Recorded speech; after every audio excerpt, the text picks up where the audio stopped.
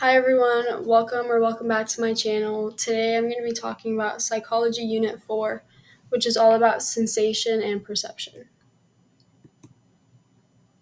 Sensation and perception. Sensation is the process by which sensory receptors in the nervous system receive stimuli from the environment, and perception is the process of organizing and interpreting sensory information. So perception builds off of sensation. The types of processing information. Bottom-up processing is sensory data is interpreted based on inherent properties, not pre-existing knowledge or concepts. It relies on sensory information. In the sensation versus perception, it's sensation. And an example of this would be when you're building a puzzle, but you don't have an image of what the final puzzle is supposed to look like. So you piece together the pieces that are the same color. And top-down processing is perceiving things based on prior knowledge and experiences, which is the perception aspect of sensation versus perception. And an example of this would be in Where's Waldo when you're trying to find smaller images in the big picture. Absolute threshold is the lowest amount of stimulus that can trigger a sensation. An example of this would be the lowest amount of light that can be perceived in a dark environment. Subliminal is stimulus below the absolute threshold that is sensed but not perceived. And an example of this would be subtle placement of words or images in logos or ads. Masking stimulus is stimulus that interferes with the perception of another stimulus.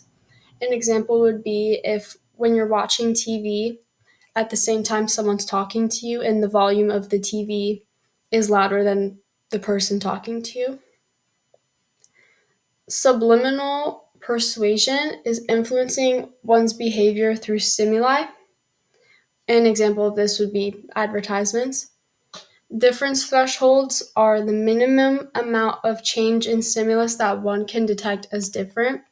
An example would be noticing the change of volume on TV. Eye parts. The cones enable color vision and provide detailed vision in bright light. So they're right here in the back of the eye. And the rods allow night vision and peripheral vision, which is just above the cones right here. Auditory senses. Audition is the sense of hearing by detecting sound waves. And the sound waves go from the auditory canal, which is the purple part right here, to the eardrum, which is this other purple part right here. The vibration goes to the hammer, anvil, and stirrup, or the middle ear, which is this area right here. The hammer is here, the anvil's here, and the stirrup is here. The types of hearing loss. Conductive hearing loss is when sound waves are blocked from the outer or middle ear, not allowing them to get to the inner ear. And this can be caused by earwax buildup, infections, or damage to the eardrum. And the other type is sensorineural hearing loss, which is when hairs in the cochlea are damaged or destroyed, preventing the vibrations to be converted into signals. And this is caused by exposure to loud noises. When the noise is too loud, it destroys the hairs inside of your ears that process the vibrations, and then you're no longer able to hear once those are gone. Other important terms for this unit. The types of taste, like the classifications of taste, are sweet, sour, salty, bitter, and umami. Umami is like steak. Smell is connected to memory, and humans can detect 10,000 different odors. The cocktail party effect is when other conversations are happening, but we're only focused on one, so we can hear the other conversations, but we can't process what's happening in them because we're only focused on one.